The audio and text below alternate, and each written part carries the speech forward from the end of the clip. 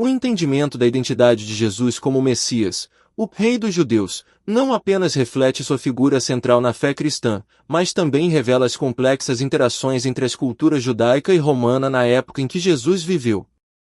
A narrativa bíblica e os registros históricos oferecem insights importantes sobre como a figura de Jesus foi percebida e interpretada pelos seus escritores, destacando paralelos interessantes entre a linguagem e os símbolos utilizados para descrever Jesus e os imperadores romanos. A terminologia romana, com sua ênfase na autoridade e na divindade do imperador, desempenhou um papel significativo na compreensão da figura de Jesus. Em muitos aspectos, a linguagem e os símbolos associados a Jesus refletiam de perto os conceitos romanos de poder e soberania imperial. Por exemplo, uma inscrição em Éfeso, atribuída a Júlio César, o descrevia como Deus manifesto e universal Salvador da humanidade, ecoando conceitos de divindade e redenção que também foram atribuídos a Jesus pelos cristãos. Além disso, a linguagem utilizada pelos escritores cristãos dos evangelhos para falar sobre Jesus frequentemente ecoava os termos e os rituais associados aos imperadores romanos. O nascimento de Jesus era anunciado como boa notícia ou evangelho, uma expressão usada para celebrar o aniversário do imperador Augusto, indicando que quem escreveu os evangelhos era alguém que queria atribuir grande importância e grandeza ao nascimento de Jesus. Da mesma forma, a descrição da segunda vinda de Cristo como a parousia refletia a linguagem usada para descrever a chegada do imperador à cidade, ou seja, o escritor evangelista ao falar da segunda vinda de Jesus buscava, na verdade, enfatizar a expectativa e a reverência em torno da figura de Jesus tal como ocorria com os imperadores romanos. Vejamos o uso de parousia entre os escritores da antiguidade em diferentes culturas. Na cultura grega, Heródoto, século V a.C., usa o termo parousia para se referir à chegada de Xerxes I, o rei da Pérsia, na Grécia. Plutarco, século I d.C., usa o termo parousia para se referir à presença de Alexandre, o Grande, na Índia. Pausânias, século II d.C., usa o termo parousia para se referir à presença de Dionísio, o deus do vinho, em Atenas. Na cultura romana, Cícero, século I a.C., usa o termo parousia para se referir à chegada de Pompeu, o Grande, a Roma.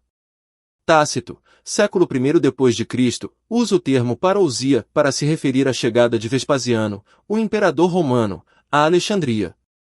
Suetônio, século II d.C., usa o termo parousia para se referir à presença de Nero, o imperador romano, em Roma. Esses paralelos entre a linguagem usada para descrever Jesus e a linguagem associada aos imperadores romanos ilustram a forte influência da cultura romana na interpretação de Jesus.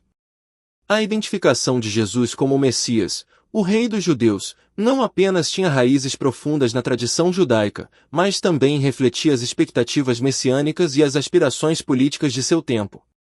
Além disso, é importante reconhecer que a identidade de Jesus como Messias não era uniformemente aceita por todos os segmentos da sociedade à época.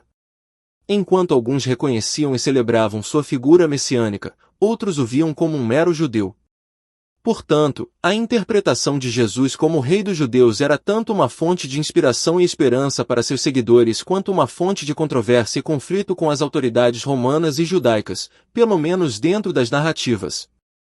Em suma, a identidade de Jesus como Messias e o Rei dos Judeus ressoa não apenas com as expectativas e as tradições judaicas, mas também com a interação cultural e política entre os judeus e os romanos na Palestina do século I. A transferência de identidade dos atributos divinos do imperador à pessoa de um judeu do primeiro século também reforça a ideia de que os evangelhos não podem ter saído da mente de pescadores analfabetos que pouco ou nada conheciam da sofisticada cultura grego-romana. Os autores dos evangelhos só poderiam ser gentios ou judeus muito ricos que viviam e aspiravam à cultura estrangeira romana.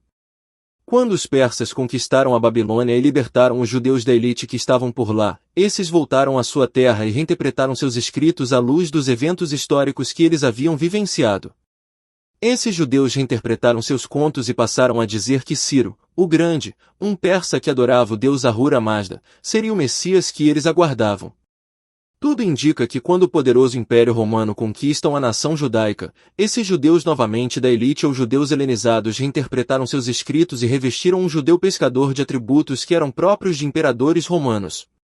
Ou talvez, como sugerem alguns, Jesus saiu da mente de escritores romanos que pretendiam alcançar algum objetivo com sua criação.